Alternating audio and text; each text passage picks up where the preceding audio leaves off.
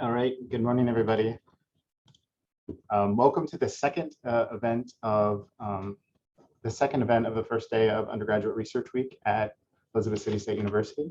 I am Dr. Chaz Reed. I am an associate professor of history and the coordinator of our interdisciplinary studies program, and it's an absolute honor to serve as the moderator for this panel. Before we start, I want to thank Dr. Young and Dr. Wade and the entire research week committee for what looks like, looking at the calendar, looks to be, I think, despite the challenges of COVID, maybe the best research week we've ever had. Our panel this morning is sponsored by the history program in the Department of Social Sciences and is titled Beyond the Green Book, Recovering Elizabeth City's Historic African-American Businesses Through Project-Based Learning. We have three wonderful presenters, Dr. Melissa Stuckey, who's a history professor, of course, Veronica Downing, and Zanaya Renee, who are both history majors here at ECSU. So we're going to start with Dr. Stuckey. Dr. Stuckey is an assistant professor of history and the program coordinator for the history program here at ECSU. She is a historian of African-American history with a particular interest in African-American communities and institutions. She's currently completing a book project based on her dissertation titled All Men Up, Seeking Freedom in the All-Black Town of Boley, Oklahoma, which is about an all-Black town in Oklahoma. She's engaged her students in the community in several research projects that have received attention from local and state media, including some of the work that's being presented here on African-American businesses and communities in Elizabeth City. She's also organized projects to preserve and document Old Oak Grove Cemetery, which is a historic African-American cemetery in Elizabeth City where the founding families of ECSU were buried. And she's working to develop the campus Rosenwald School into an African-American history and heritage center. Her presentation is titled, The Past is Not Dead, It's Not Even Past, which is a fantastic quote. Teaching historical research skills in a living community. So with that, I will turn it over to my wonderful colleague, Dr. Stuckey. Good morning, everyone. This is a true pleasure and a labor of love. I really want to thank Dr. Chaz Reed for stepping up to moderate and person our admissions and chat room. We made our link public and woo-wee, we got everybody under the sun, which sounds good, but is not good. So I'm really thankful to Chaz for taking that on. And I really want to thank Dr. Young and the entire research week committee for yet another fantastic opportunity for our students and faculty to get together and really invest in our scholarship and to talk about the work that we do. We do such incredible work at ECSU. I like to say that the history program punches above its size, and I think that ECSU as a whole absolutely punches above its side. Today is a first for me in the opportunity to present work next to my students. I've never done that before. And it is definitely one of those balance acts of, okay, I've got to have something to say too, but we've got to make sure my girls look good. That's the most important thing. So I'm going to just talk a little bit about the inspiration for this project that my students have been working on, both in spring 21 and in fall of 21, and that future students will continue to work on. So that is what I'll be doing, introducing the inspiration for the project and the kinds of knowledges that we developed, research methods that we developed in the classroom, and then I will let them really just sort of take off and fly and inspire you in the work that is being done in our classrooms. So I moved to ECSU or Elizabeth City in 2017. And I drive a daily commute every day from North Road Street at the outer edge of town, all the way to Weeksville Road, where Elizabeth City is located.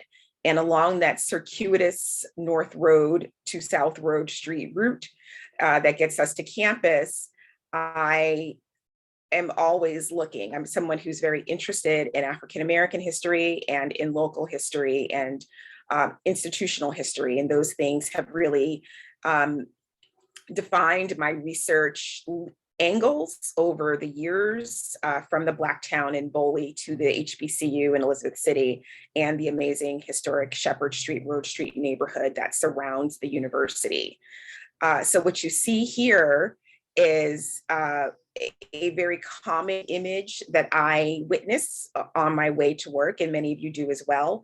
I can count the number of demolished buildings, including now the Wendy's restaurant near my house, that come down in Elizabeth City. So this one came down sometime in early March. I was just literally on my way to, actually, I think I was on my way to Old Oak Grove Cemetery to meet with some folks because we're doing a project in Old Oak Grove Cemetery.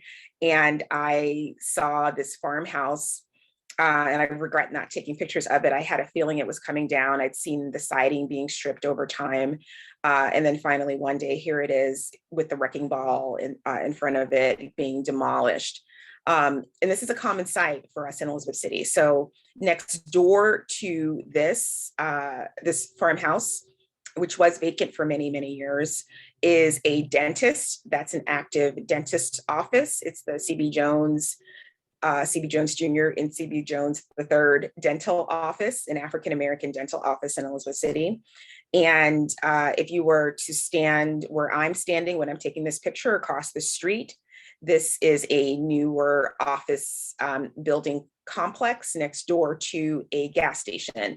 And all of the land that I was standing on was at one point owned by African Americans and was a part of the African American neighborhood that we are really focusing our research on. So what we've been able to do in the work that in the research is to identify a larger footprint of an African American community that's almost creeping into downtown, which is a little bit to the north of where I'm standing. So we're just seeing a community that is, constantly in sort of redefinition and reconfiguration. And part of that is buildings coming down. So here just are a few more scenes that are from the Shepherd Street and Road Street neighborhood that the research project is focused on. This is a historic neighborhood. It's on the National Register as a historic neighborhood, and is an African-American neighborhood that has its roots in the post-Civil War Elizabeth City. Its growth really took off in the early 20th century when ECSU was established in the neighborhood. So the first buildings of the university were established right in the historic Shepherd Street, Road Street neighborhood. And you'll see some maps students give you. I'm realizing now that a map, those of you who aren't local, a map might be useful, but these are just sort of scenes. So we have a former business. I think this was a dry cleaners at one point. And then we've got a house foundation. So we've got some vacant buildings. We've got houses coming down, houses that have come down years ago.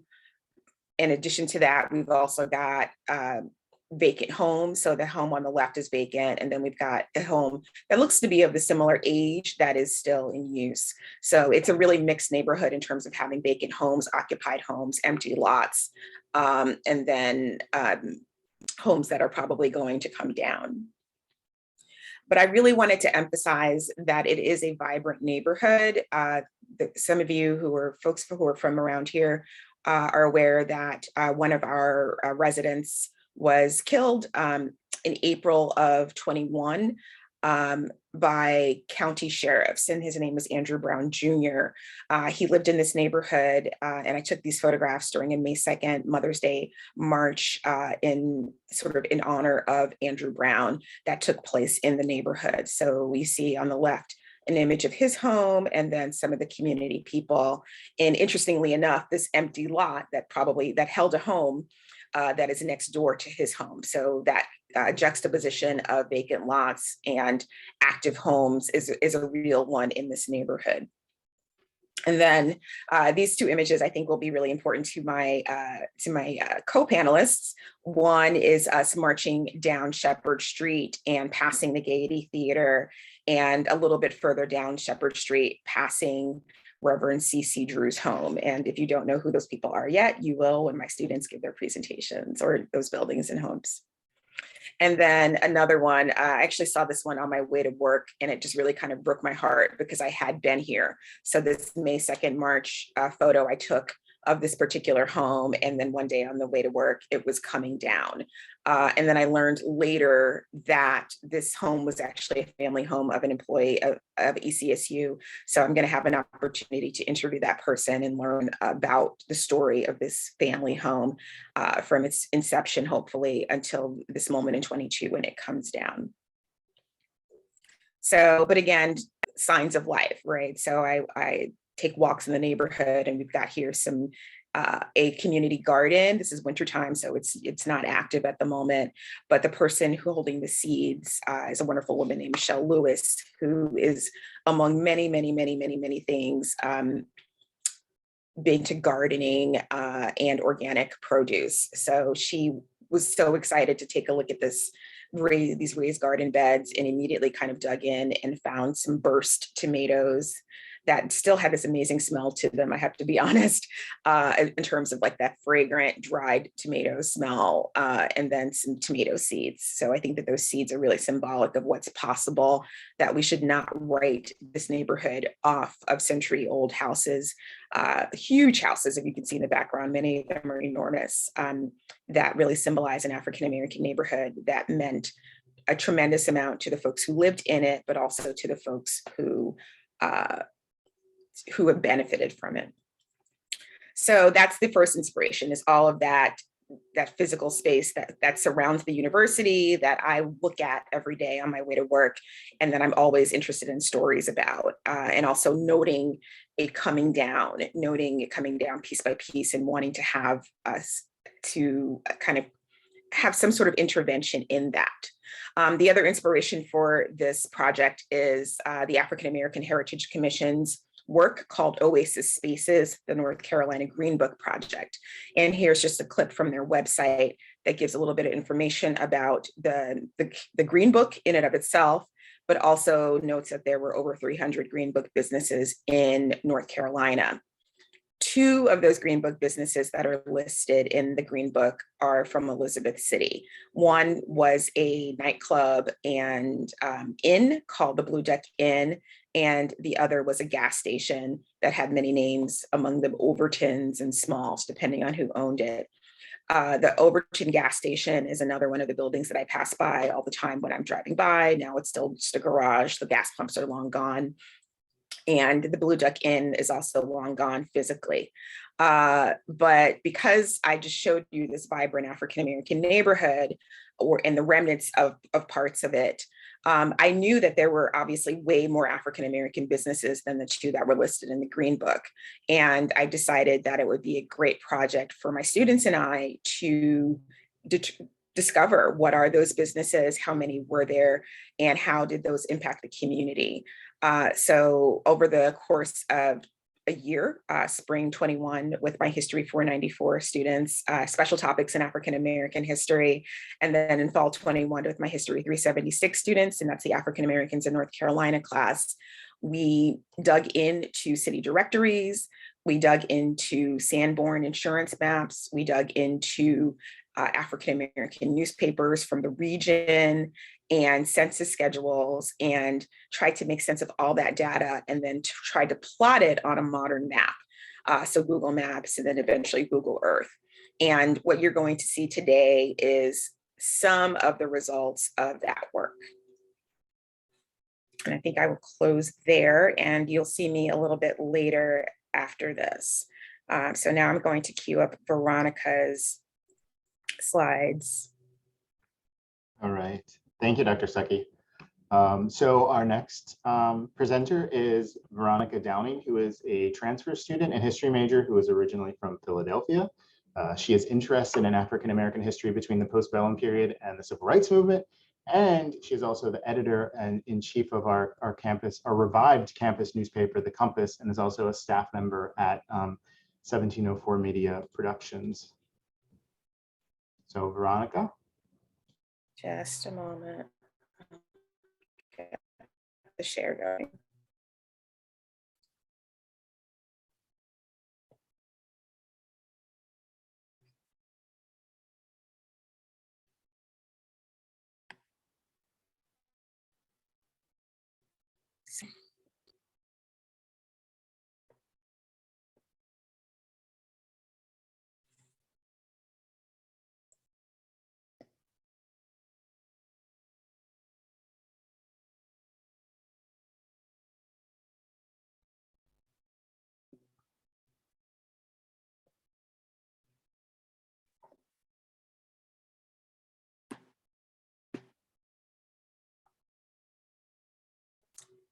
Apologize for that delay of too many slides going on. That's all right. Thank you very much for joining me for this very timely and insightful presentation. My title today is Changes in the Landscape, Finding Lost African American Businesses in Contemporary Elizabeth City.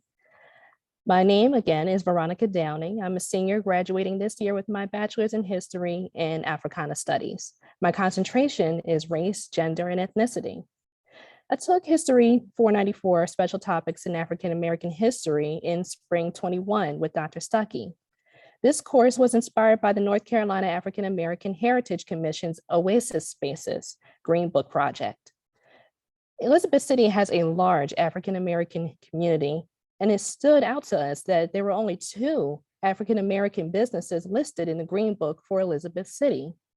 After learning about the Green Book and the statewide project, my classmates and I worked with Dr. Stuckey to find Green Book era African American businesses in Elizabeth City that were not listed in the Green Book. Our project was therefore titled Beyond the Green Book, African American Businesses in 1940s era Elizabeth City. Our research created an opportunity to bring awareness of these businesses to the Elizabeth City community and ensure that the history of this community remains visible for years to come. My presentation today will be based on research that I conducted as part of this larger project. The research process proved to be especially challenging and illuminating because we discovered many changes in the built environment and landscape as we conducted our research. Over time, street configurations have changed, street names have changed, address numbers have changed, and often buildings that once stood are no longer remain. They're no longer standing. I will be focusing primarily on explaining the research methodology that we developed in the class and describing how we used that methodology to identify approximately 75 African-American owned businesses and the homes of those business owners in 1940s Elizabeth City. Tools that we used to identify these businesses and homes included the 1942-1943 Elizabeth City Directory and other city directories, Sanborn fire insurance maps, historic newspapers, and contemporary interactive tools like Google Maps and Google Earth. We created spreadsheets and ultimately plotted our findings on Google Earth. My hope is that you, the viewer, will gain an appreciation for the use of these tools in locating, documenting, and preserving historic African American landmarks. Next slide.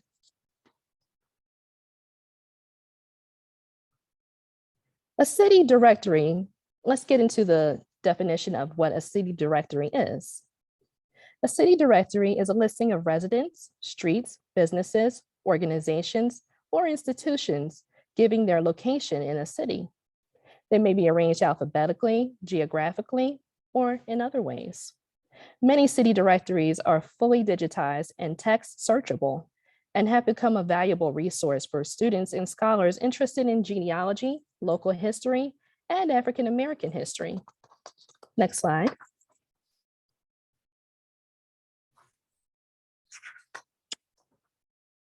I was assigned 3 businesses to identify in Elizabeth City using the city directory: Harvey Chapman's Shoe Repair Shop, Daniel White's Shoe Repair Shop, and the Gaiety Theater. My first step was to find my businesses and business owners in the 1942-1943 Elizabeth City Directory and take notes on all the information on them that I could find. This included addresses and names, including business owner names and employees, and when possible, spouses and other household members.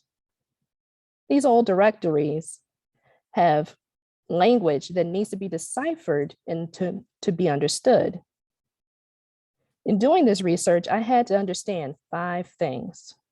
The search engine will only give you what you give it. Number 1, no commas. Be exact, but not too exact. It's a balance. History is as much an art as it is a science. Number 2, last name first. If you look at your slide, you'll see that the names that were listed in the directory were listed alphabetically by last name.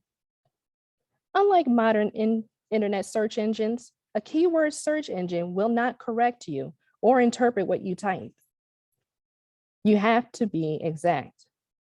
In addition to the above, Chapman's home address did not list the type of street, for example, street, avenue, road, lane. They didn't list it next to the name of the street. Next slide. The third thing I had to learn about was abbreviations. In addition, the businesses and personal names were often abbreviated. The word repair and shoe repair was abbreviated. The name Daniel was abbreviated. Thus, although you had to be exact, you couldn't be too exact. Luckily, the directory also contained a common list of abbreviations. I had to go to the listing of abbreviations for clarity on this part. There is no abbreviation for DANL. Instead, I had to guess and hope to find other sources that would confirm the logical guess of Daniel. Next slide. The fourth thing I had to learn about was the asterisk. Please take a look at your screen. You'll see when I looked for Harvey Chapman and Daniel White's shoe repair businesses, I found that their names had asterisks next to them as indicated by the red stars. For our studies of segregation era city directories, I learned that this asterisk was a marker used to indicate African-American persons or businesses. This information helped me to understand the way the creator of the directory categorized African-American people. Next slide. The fifth and final thing I had to learn about was irregular spelling. Another tip for being exact, but not too exact, came up in my search for the Gaiety Theater. Initially, I typed in theater, the common modern American spelling of the word. I found one listing in the directory, James B. Lewis, Jr. I assumed that this meant that James B. Lewis, Jr. owned the theater. However, upon further study and consultation with my professor, I observed that the spelling in the directory for the word theater was not consistent. It was spelled both Theater and Theatre. And even the plural form of this word made a difference. It was also once listed as theaters. Next slide.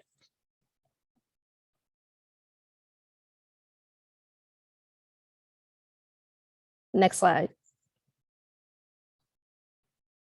Understanding all of these ways of identifying the Gaiety Theater in the directory increased my total number of search results from 1 to 8.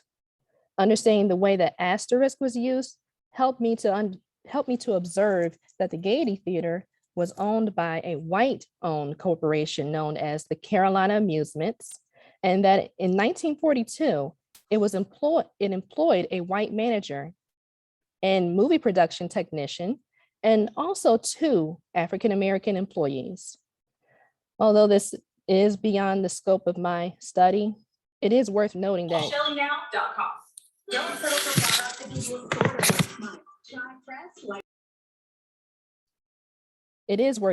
that just 2 years before this moment in time in 1942, the theater had an African-American manager. Next slide.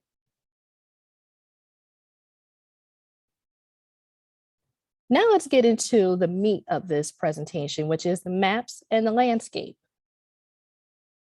Now that I had my businesses identified, it was time to find them on the Google Maps. This is not as simple a task as it sounds.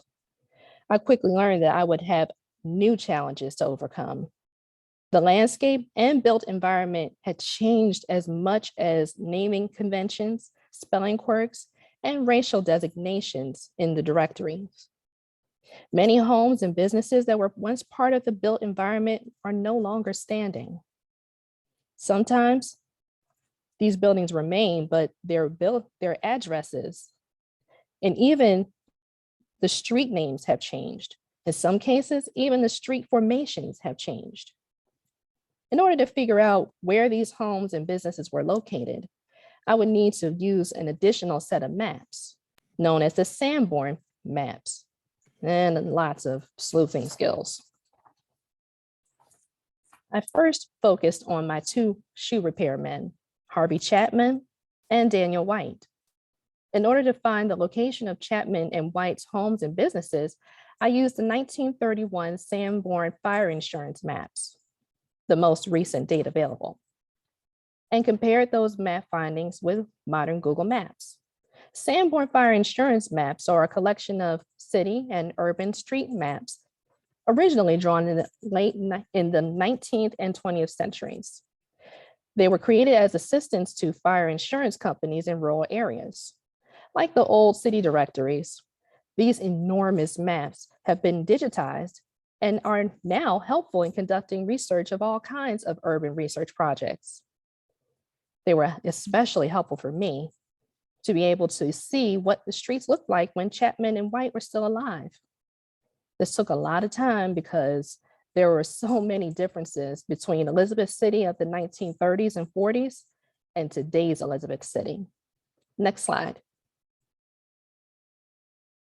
Let's take Harvey Chapman's home address as our first example of why it's important to have all your facts together before searching for an address. The Elizabeth City City Directory was published between 1942 and 1943 and it listed Chapman's home address at 632 Kale Street. I typed this address into Google Maps. This is where I ran into a problem. If you look at the street view in Google Maps, you'll see that there is nothing there but an empty lot next to a historic Masonic building that is still in use. Seeing this, most people would assume that the Chapman's house had been located next door to the Masonic building and been torn down. I actually asked Dr. Stuckey about this discovery. She told me to dig deeper. Next slide. Then I looked up Chapman's address on the 1931 Sanborn map. On the Sanborn map, 632 Kale Street looked very different from what I was seeing on Google Maps. The Sanborn map showed a creek 4 houses down from Chapman's house, and a cross street, which turned out to be Road Street. By comparing the Sanborn map and the Google Maps side by side, I learned that the street numbers on Kale Street had changed dramatically, and Chapman's house was actually located much further down the road than I originally thought. Next slide. Although the original house is no longer standing, there is a newer home on the property, and the address where the Chapman's home had been located is now 806 Kale Street. The site of the former Chapman home is located within the federally designated historic Shepherd/Rose Street neighborhood. Although the old Chapman home is no longer standing, his next door neighbor, Walter Vaughn's historic home, still stands. It was interesting to see how much Kale Street had changed since 1943. I don't feel misled by the directory, the Sanborn map, or Google Maps. Instead, I'm actually happy to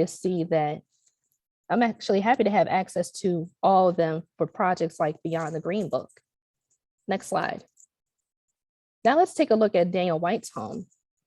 Daniel White's home was also located in the historic Shepherd Road Street neighborhood. The address was 104 Tatum Lane, which according to the 1931 Sanborn map was still a dirt road.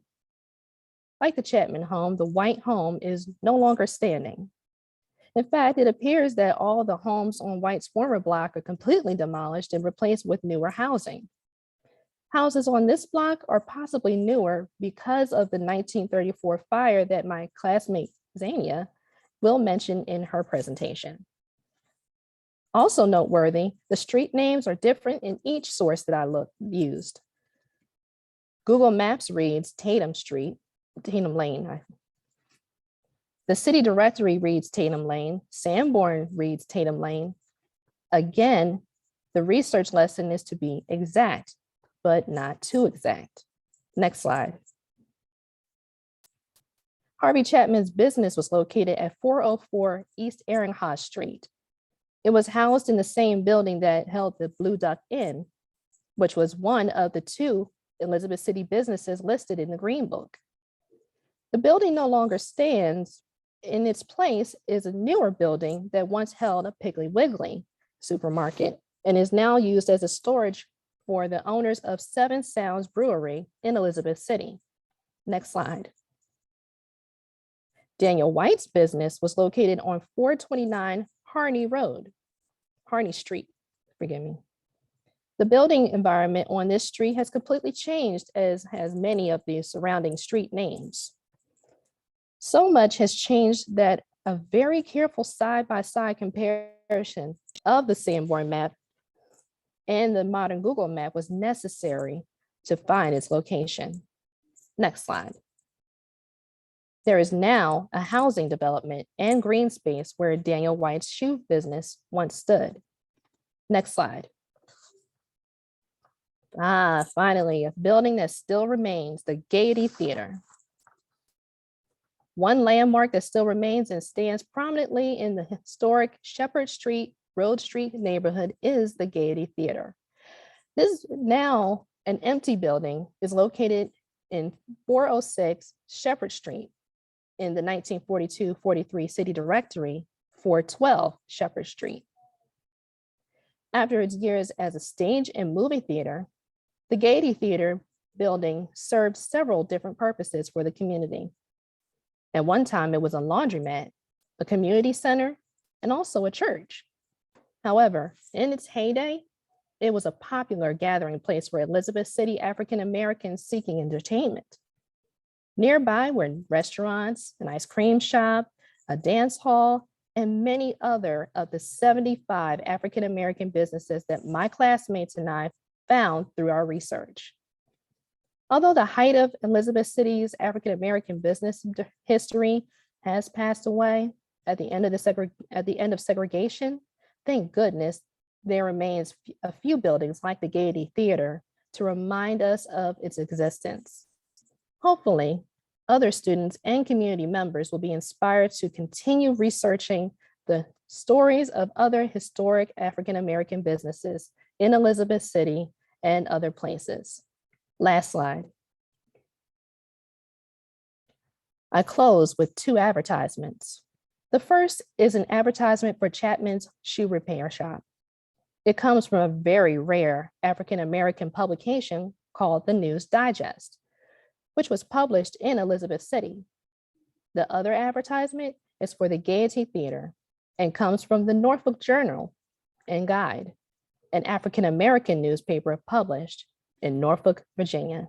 I want to thank you for joining me for this presentation. Hopefully you have learned quite a bit about the existing history of Elizabeth City. Thank you. Thank you so much, Veronica.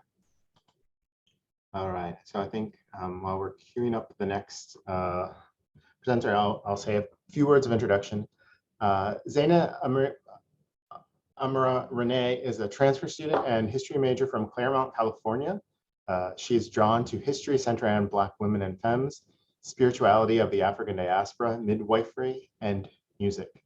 You can find her interning for North Carolina Digital Heritage Center's first digitalization, I can't say the word, satellite campus at GR Little Library, which is a really fantastic thing that the kind of digital NC group has brought an actual satellite campus to our campus to digitize and curate and start thinking about interpreting all kinds of fantastic things that could be lost to time if we don't preserve and take care of them. Zaina says that after trying out a few colleges, she is most proud to be an ECSU Viking. Her title is called Reverend Claudia C. Drew, Barber, Pastor, and Community Leader. And I will turn it over to you, Zaina. Thank you, Dr. Reed. Good morning, everyone. Like Dr. Reed said, my name is Zaina Renee. And this morning, I want to bring our attention to a particular citizen of Elizabeth City, Reverend Claudius C. Drew. This presentation is going to talk about his many lives as a barber, pastor, and community leader, beginning from his birth, September 1879. And we're going to talk all the way through May 23rd, 1943. So beginning with Mr. Drew, Reverend Drew, we start in Chuan County, North Carolina, where he was born to his parents, William and Venus Drew, in, I believe that's pronounced Yeopim, Chuan County, North Carolina. He was number 2 of 13 children. His older brother was a teacher. His parents were farmers, and I'm sure they were also involved in other factions of the community. So he had a very good foundation to spring from as far as family, from what we can tell. Thankfully, Veronica pointed out some of the resources that we used in this research process, one of them being the United States Federal Census, which helps us to understand when someone like Reverend Drew arrived in Elizabeth City. He came shortly after marrying Susan Riddick, and you can see here the name highlighted in yellow is where we see Susan, or she went by Susie Riddick on the census. They were married in 1903 and then came to Elizabeth City and moved into her parents' home, which you can see pictured on the right. That's obviously a more contemporary picture. This house went through many changes, as Veronica also pointed out. The blocks change, street names change, things get shifted over, and there was a fire, which we'll actually get into as well. So this is not the exact home that they would have lived in, but it is the address that they lived in the Shepherd Street community. You can see a few different names on this slide, starting with Susan Riddick's father, her mother, and I believe she had a younger brother who also lived in the home with them. It was in this home that Reverend Drew and Susie Drew had their 6 children, and together they all lived in that home, and they stayed there throughout Reverend Drew's life. Also, on that census, we see that when Reverend Drew came to Elizabeth City, he came not as Reverend yet, but as a barber. And so his first chair, so to speak, was in Elizabeth City at Eagle Union Barbershop. There well, there's 3 things that actually we should talk about on this slide. We have first, as was brought up before, the asterisks. If you can see, that first yellow arrow is pointing to this bit of information we need to know. Says that a star in front of the name generally means that such person is colored. Okay, this also goes with businesses as well, so that folks would know who would be welcome where.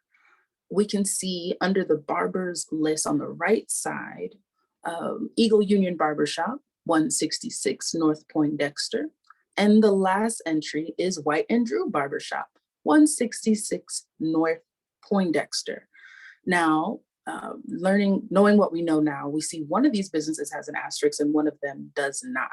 There's a few curiosities that come up with this. One of the things that Dr. Stuckey and I were considering was that perhaps one listing is to attract one kind of customer and the other listing is to attract another. It is the exact same address as you'll see in our next slide. 166 Poindexter shop location is the exact same location. It has 2 different names, but once you come through the door, you are probably going to find Drew or his business partner, Daniel White. Not the same White that was mentioned in the previous presentation, different man. And on the left, you see what Elizabeth City looked like according to the Sanborn map of 1914. Same exact community. You can see it looks a little bit different from present day, obviously, where we have the Pasquotank River Bridge, or what is commonly called the Camden Causeway, was actually a canal that went through the city and helped with drainage and other ways that the city would function. That's been replaced by this bridge. You can see right above the yellow arrow in the image on our left, you'll see Pearl Street. And you'll see it corresponds with the 2022 Google Map image on the right, Pearl Street is still there. And it sounds kind of funny to say still there, but over time, we're aware that things shift. So it's really comforting to know that the community looks so similar over 100 years later. So you can see now the same area, which in 1914 had businesses, there's barbers, there's seamstresses, there's all kinds of things back in 1914. And now that area looks more like a warehouse district, but it has a very rich history, as we know. Here we go, the block is changing again. This is the same area in 1923. About 10 years later, we can see that things have changed. So where Reverend Drew's original shop is now a junkyard. And they've been moved a little bit further south. You can see there aren't as many businesses there, but his has remained. And they are moved yet again further south. This is basically, it appears to be the same block. They just get moved further down as industry changes and warehousing and those things and factories begin to kind of come into the city. And now they are at 310 Front Street on the corner. If you don't look closely, it looks like they are sharing a facility with the filling station, which I thought would have been kind of convenient to get your gas and your haircut at the same time. However, they are two separate buildings right in that small space on the end. And we see that that's the last time that they are mentioned in the directories at this address, at this 310 address. And then on the right, again, you have more modern image of the community. Looks fairly similar, but there are some obvious differences. Here we have the Elizabeth City Directory, where we see White and Drew again at 310 Front Street. It's really important to point out that Reverend Daniel White is someone that Reverend Drew worked with almost in every facet of his life. They were obviously business partners, barbering in the same business. They also worked very heavily in local ministry, regional ministry, rather, and also were Masons together as well. So this was someone who would have probably been considered more like family. And he barbered with Reverend White for probably, I would say, the majority of his 39 years as a barber in Elizabeth City. Here we can see, I believe, 1942, 1943 City Directory. We have Reverend Claudius Drew. You'll see the name Clara in parentheses, and we'll get to her in a second. We'll see they were at 203, which is different again from the 103 address that we saw originally. That was a change that happened with the fire that we still have yet to get to. And then we'll see his business partner, Daniel White, here at 604 Parsonage, still working together at White and Drew. Okay, now we're going to get to his pastoring life, 50 years of pastoring. If you look to the right, you'll see this beautiful image of Mount Lebanon AME Zion Church. This image is from 1905, which would have been 2 years after Reverend Drew arrived. Still not a reverend yet, just a Methodist, low 20s, new family type of citizen. And this is when he would have joined this church. Mount Lebanon was his home church, although he pastored out of these many churches you'll see on the left. We have Cartwright Memorial Church, Morning Star Church, Canaan Temple, St. James AME Zion Church, where he served 10 years consistently.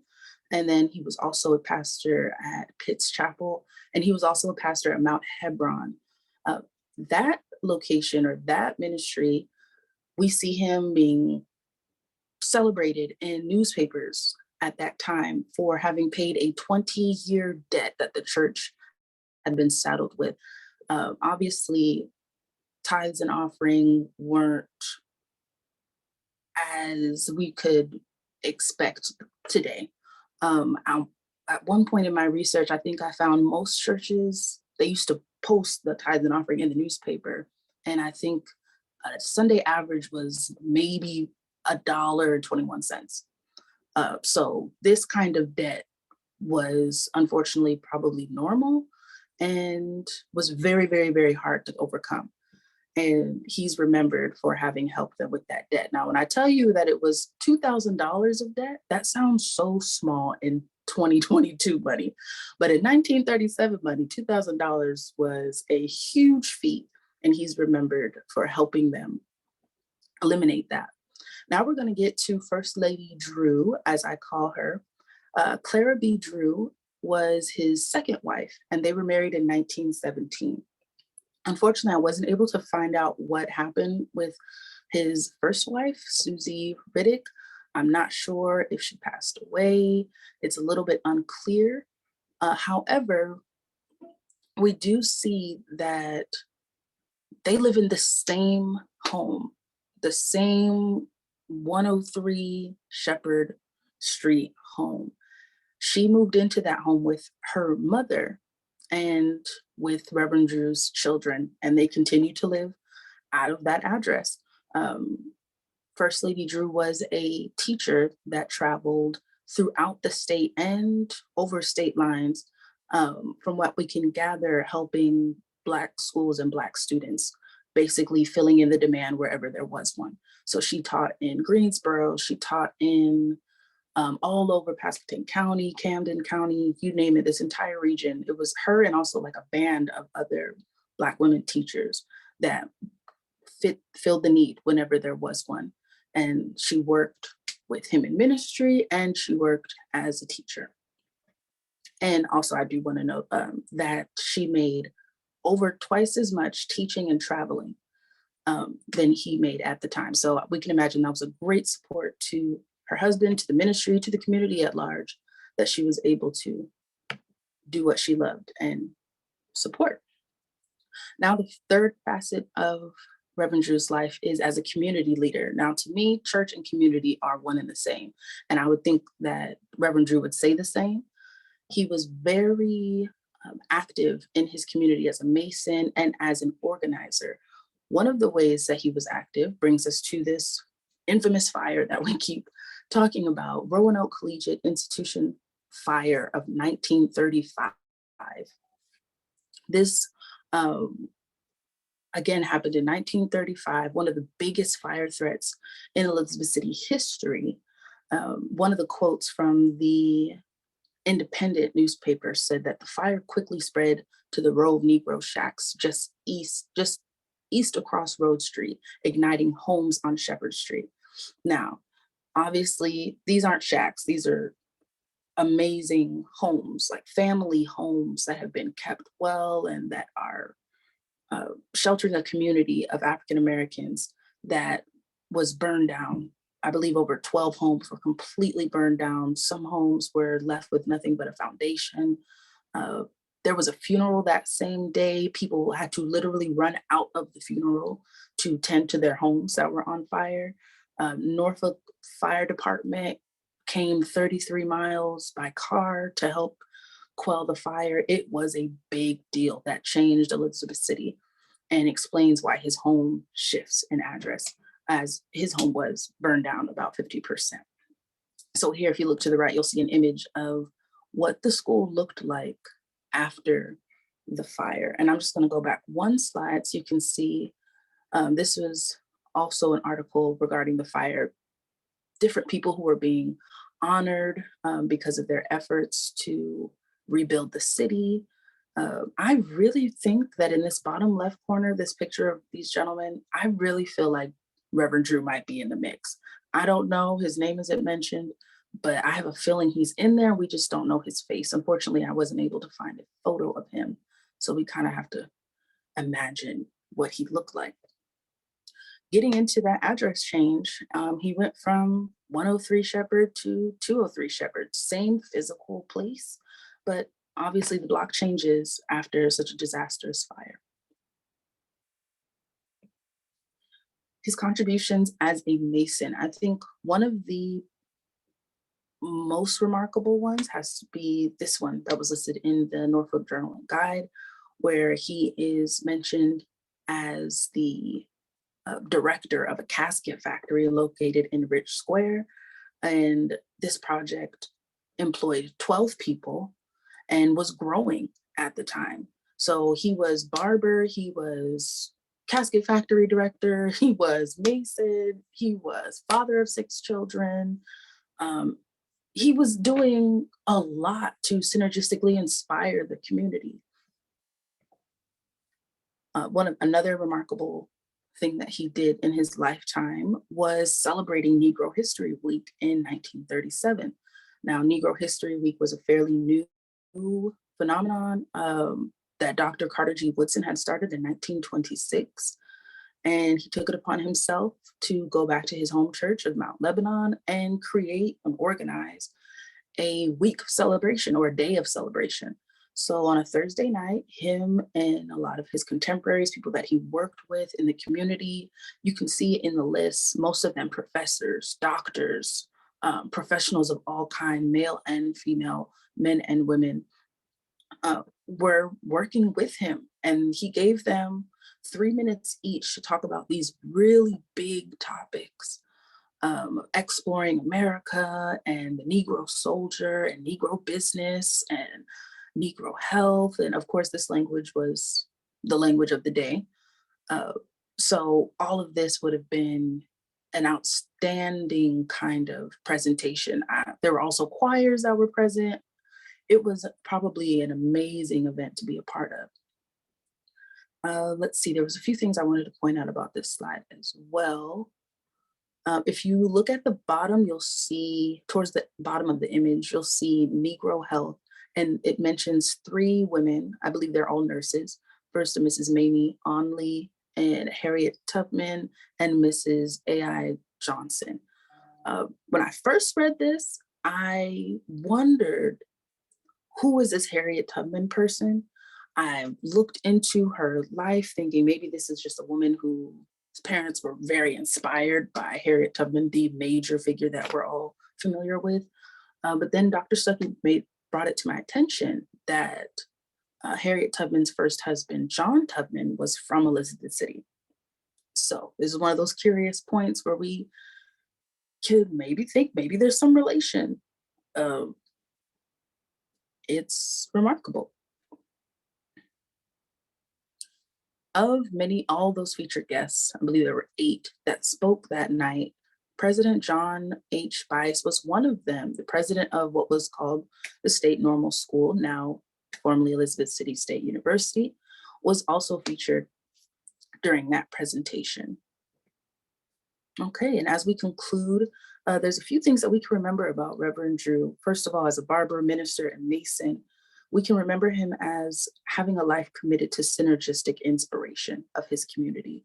It wasn't just one thing. He used all of his talents, all of his time, and all of his treasure basically to edify the community. Whether it was creating all kinds of avenues of hope and dignity, jobs, at a time when Jim Crow was very much present, at a time where Elizabeth City was going through literal hell and high water, and Black people were just trying to establish something for themselves and their legacy. Reverend Drew was a perfect example of what that looked like. And although we don't have a picture of him, we see him and his fingerprints in places like this. This is Canaan Temple in Edenton, North Carolina, one of the many ministries that he pastored at. So if you have the chance to drive by one of these places, again, remember, we may not know what his face looks like, but we have his fingerprints. Thank you.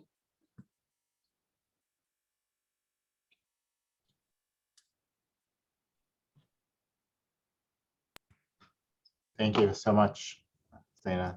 Dr. Stuckey, do you want to show the little clip first before we do questions? Yeah, yes. So I know that we are running short with time. I just want to thank you all so much. I'm going to post or show you guys one news story on our project, and then I'll post the link of the other one in the chat, since I want us to end close to time, and also we'll hang out a little bit longer if anyone wants to ask questions. But I'm just really proud of the work that we've been doing. This is the shorter one, and it features some of the businesses and homes in the neighborhood that are very close to what Zaina and Veronica worked on. And I can't even tell you how proud I am of both of them and their presentations. So I hope you can stay just a little longer to congratulate them. But let's just do this quick video and then I'll post the other in the chat.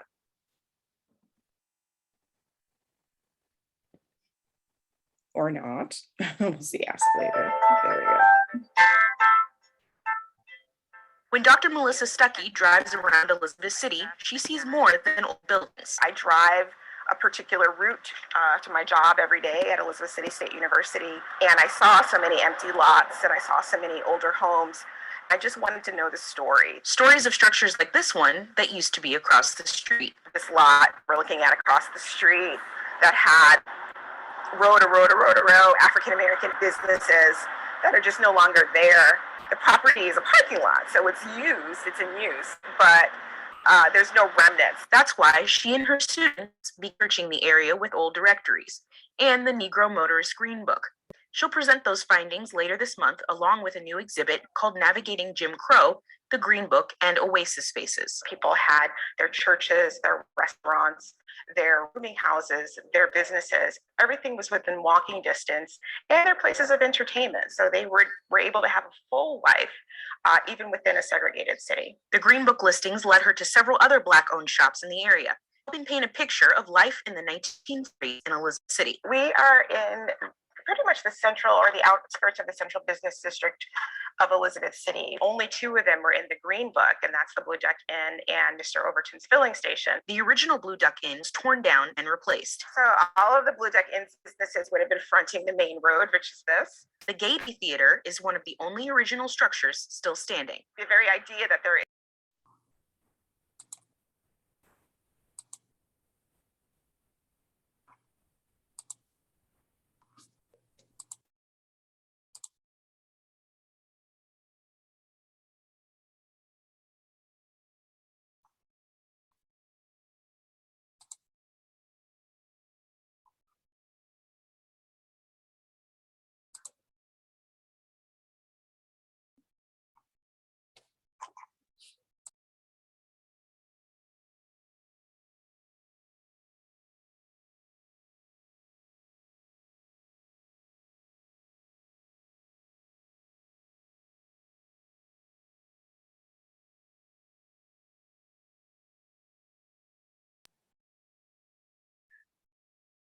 okay, thank you guys so much. As you could see in that really short clip, you could see Reverend Drew's home.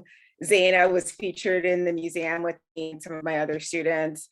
And we could also see the building where Harvey Chapman's shoe store was. So all of this is right here in Elizabeth City. And there's just so much more to learn. And I'm really looking forward to continuing this work in future classes. And I really hope that I've given Zaina and Veronica a little bite of the history in the scholarly research and the archival research bug, and that they want to continue. So with all of that being said, I'd love to take on any questions in the chat, and I'll moderate that so that Zaina and Veronica can have the floor.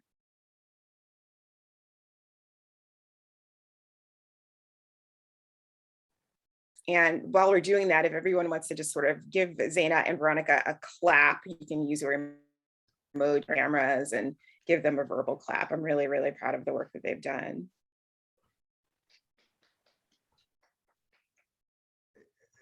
Dr. Stuck, if I ask a question, since there is no, I don't see a hand raised. So the city was, Elizabeth City was segregated at one point? Elizabeth City's segregation was not as, segregation is rarely as rigid as there's literally a line in the sand and one side is African-American and one side is not. Instead, there were neighborhoods that were predominantly African-American, primarily the Shepherd Street, Road Street neighborhood, and then also a neighborhood in the north part of town called the Sawyertown neighborhood. So there were African American public schools in both of those neighborhoods. And what was really interesting about Daniel White and Harvey Chapman is that each man had a shoe shop. The shoe shops were in both of those neighborhoods. So White's was in the Sawyertown neighborhood and Chapman's was in the Shepherd Street, Road Street neighborhood. You guys are getting lots of great congratulations in the chat. So lots of thank yous and excellent presentations. And I echo those sentiments. Yeah, congratulations to the students. Excellent presentations. Very fluent and very clear. Yeah, thank you. All right, folks. Well, since we are over time and all you guys are getting is kudos, we will end the formal part of this and I'll end the stream on Facebook. And if anyone wants to hang out and informally chat with our students about their interests and jobs, you're free to do that. So I will just stop the recording